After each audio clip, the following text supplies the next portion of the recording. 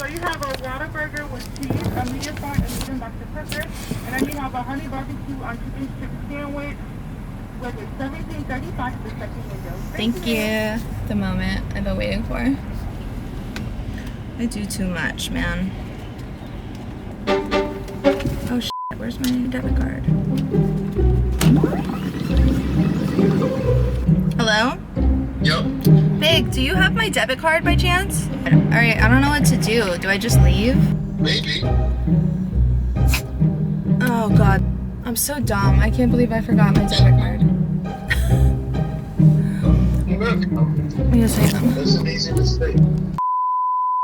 Hey, what's up, Snack Gang? Welcome back to my channel, and if you're brand new, where have you been all this time? We're happy to have you.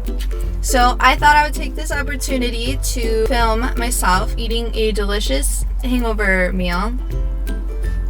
I'm so old. I'm retiring. Seriously. I'm gonna have Whataburger right now with Bane and take this opportunity to tell you guys why I left New York City during a pandemic and moved all the way to Texas. I know Bane is excited about this, so. This is the first time I ever had Whataburger. So excited. We're not working out today. No, we're not working out. We're not going for a run.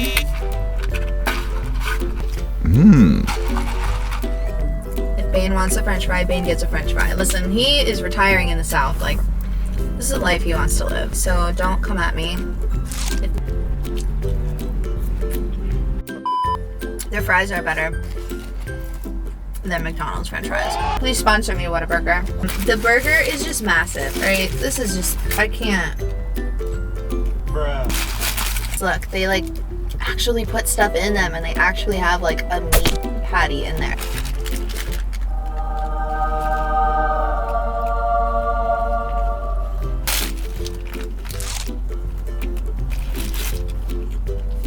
Girl, when I tell you, it's gonna cure my hangover. Amen.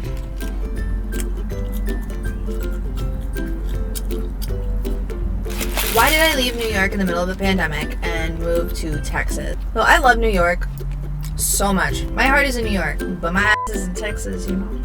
No, but really, my heart is still in New York. But my body is in Texas. Stop it. Get some help. That wasn't, nobody's signing me, it's fine. Oh my god. I love New York so much. I was there working in Manhattan for almost a decade, man. Health, you know? I'll take the cheese off because health. So, okay, bye. I'm used. So, New York. For almost 10 years, I was working in the restaurant industry. Serving, bartending, whatever. Obviously, when the pandemic happened, I lost my job. In the beginning, it was like, okay, because with the unemployment and the COVID benefits, I was making about the same. So usually, I would make a little over $1,000 a week working in New York. And that sounds like, oh my God, like that's a lot, that's great. In New York, like a lot of money doesn't get you very far. I'm just gonna be very transparent. It was a 1-bedroom apartment, $2,000, 800 square feet. No amenities, no utilities included. No washer, dryer, no balcony, no outdoor space, no roof access, even though you could get up there. So it was very bare minimum, and it was right under the train. I was in Bed-Stuy, Bushwick, like on the border, and then bordering Ridgewood, Queens. But anyway, that was $2,000 a month, and I made enough money to pay my rent when I was working, and it was fine. And when the unemployment just started and the benefits were active, I was doing fine. I was doing okay. And I also had to pay my student loans, you know. I have private loans. They don't really offer any pandemic relief. So it was fine. It was fine in the beginning. But when they stopped doing that, and then I was on my bare minimum unemployment, that's less than half of what I made every week working in New York. Less than half. And I was still expected by my landlord to like come up with the funds. I reached out to him and I let him know like, hey, this is my situation. I would hate to do this because I don't want to move or leave New York, but I can't afford this anymore. Can I please get off the lease? Like, I'll pay a fee to break the lease, like whatever you need, but I can't afford the rent here anymore. And in typical New York landlord fashion, he offered me no solution and said, if you don't pay your rent, then, you know, we'll see you in small claims court, essentially. I was like, oh my God, like, honestly, could things get any worse? This is so good. So I was looking for jobs, and restaurants weren't opening up to full capacity. It was like 25% capacity and outdoor seating. I reached out to one of the bartenders that I was working with before, because he started working when things opened back up again. And he told me, you know, my hours are cut in half. I sometimes only have one person come in a day. Today I made $25. And now I'm like, great, I can't risk losing the little amount that I'm making on unemployment to work a job and not even make as much as that. I'd be making less money working at my job than I would be collecting the small amount that I was receiving from unemployment. It just became a really stressful situation. I live with my partner, and lucky for him, he was able to work from home the entire time. He worked remotely, so it was perfect. He also works at a studio. He produces, singer-songwriter, rapper, really, really awesome.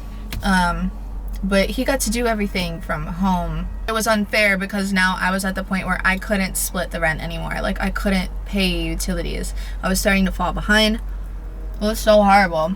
I felt really bad because it's like I worked my whole life. Like, I worked my cheeks off, and I was doing great, and I was happy, and I was comfortable, and like, I feel like everything I worked for just like fell apart.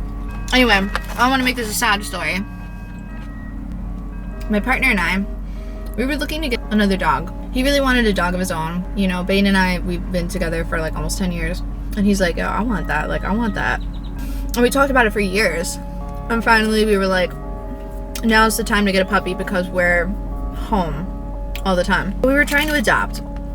Ironically, I know we have a purebred French bulldog. I'm an adopt, don't shop girl. But it happened weirdly. Like, Bane was adopted. So my boyfriend had family members that live in Texas. They heard that we were trying to adopt, and the adoption process was getting really discouraging. Like, you have to pay a big fee just to even be like listed as like a potential adoptee, and then it was just getting really discouraging because it just wasn't happening. So his family reached out, and they said that they had 2 French bulldogs that just had puppies, and they needed to home all of the dogs. We were like, you know what? Let's do it. Like, let's drive to Texas and let's get this dog. So we masked up, gloved up, sanitized up, and drove straight to Texas. It took like 24 hours. And that's how we got Yams. And when we were in Texas, his family was like, why don't you guys just stay here? It was affordable. We had fresh air. Like, there was just so much room. But we're like, no, that's crazy. Like, we love New York. That's where we are. That's where we live. Our family is there. Like, our friends are there. Our life we built is in New York. So then we were back in New York, and we were trying to figure out what to do with the landlord situation. We couldn't even get off the lease. Like, I couldn't afford it. I couldn't anymore. Before I lost my job, I was living well within my means. And then this happened, and it just kind of really threw us for a loop. We kind of were sitting on that, what one of his family members said, like, why don't you just stay here? We were sitting on it for a little bit, and we were like, you know what? Why actually aren't we doing it? We need to set our pride aside and like our ego, like my attachment to being a New Yorker and living in New York and like having that life there. Like, we need to take a step back because it is killing me financially. And if there's any time to do it, like, now is the only time, because my partner was working remotely and I didn't even have a job at that point. I mean, I was treating social media like a full-time job. You know, I was staying very busy, but I wasn't working like an on-the-books, you know, 9-to-5 job, or a bartending job, actually. Good job.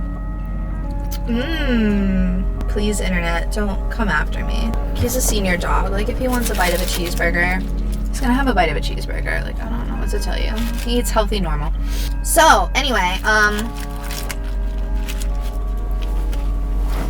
We took a leap of faith. We subletted out our apartment. Somebody else is in the apartment right now. And we packed everything we care about in 2 suitcases, and we came to Texas with our dogs. We moved. And we hustled our cheeks off for the first month that we were here. And then we got an apartment. So this apartment is right outside of Dallas. It costs half as much to live in our 1 bedroom with a balcony, washer and dryer, a dishwasher. That's a thing.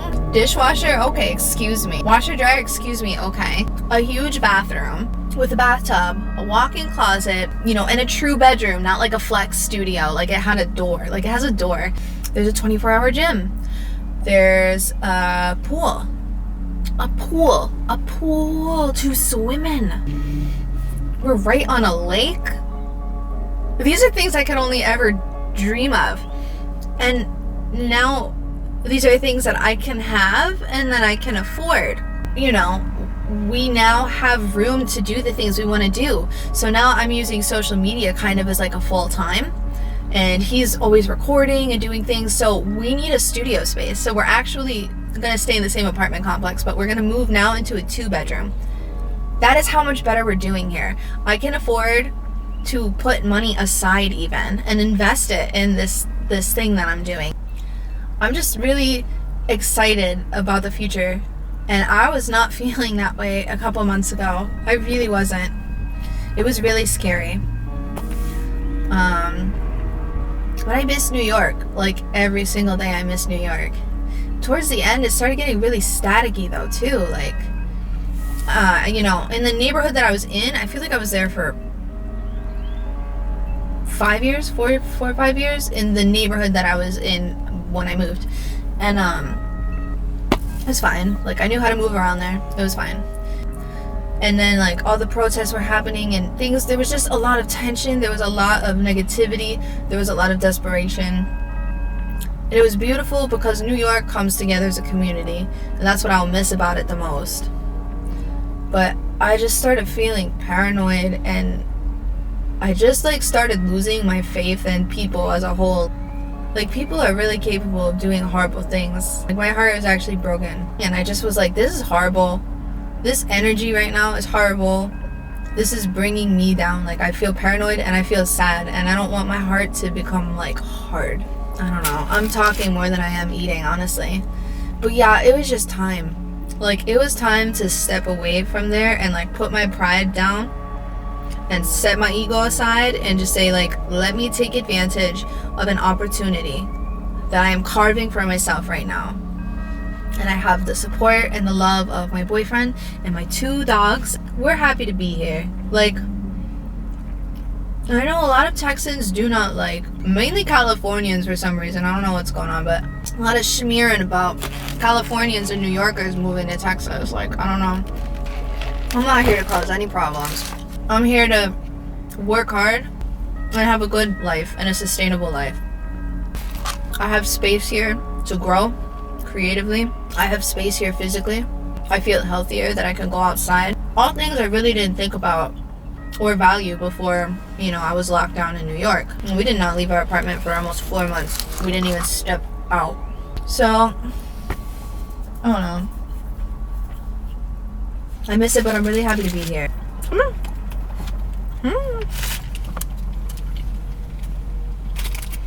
So, I feel better here. I feel safer. I feel happier. I feel like I have an opportunity to grow here. And I'm excited. I'm excited to learn about Texas and Texas people and the culture down here. And I'm really excited to meet everyone, I'm excited for something new. He doesn't like it. I hope y'all don't hate me for being here, because I'm really grateful for the opportunity. More grateful than he is to not eat those french fries. I'm grateful for the opportunity to be here every day, and I just want to work as hard as I can and have the best life possible. And I love New York. My heart is with New York. And it's time to step aside from that and step away from my ego and just do what's best for me, what's best for my mental health and my physical health, what's best for my little family. This guy just wants to retire in the South. Like, look at him. He just wants to retire in the South. How can you say no to that? I'm gonna get out of here. I've been sitting in the parking lot of Whataburger talking to myself now for a half hour. So, thank you. Thank you for having lunch with me. Let me know what kind of videos you guys actually want to see. And please sponsor me, Whataburger. Thank you guys for watching our video. I know, that was a weak mukbang. I can't even finish this. I'm throwing it all over the car. I can't finish that. And I can't finish my fries. Can't do it. So that was terrible. What a weak mukbang. But anyway, let me know if you guys want to see more videos like this. I would love to do Q&As. Like, if you guys have any questions for me, I would love to sit here, have something to eat with my dog, and tell y'all everything that I know about myself and my dogs. So thank you guys for being on my channel. Hit the like button, subscribe. It really helps to support us. Follow us on TikTok and follow us on Instagram. We love you. Say goodbye. Bye. Let's go home. Let's go home.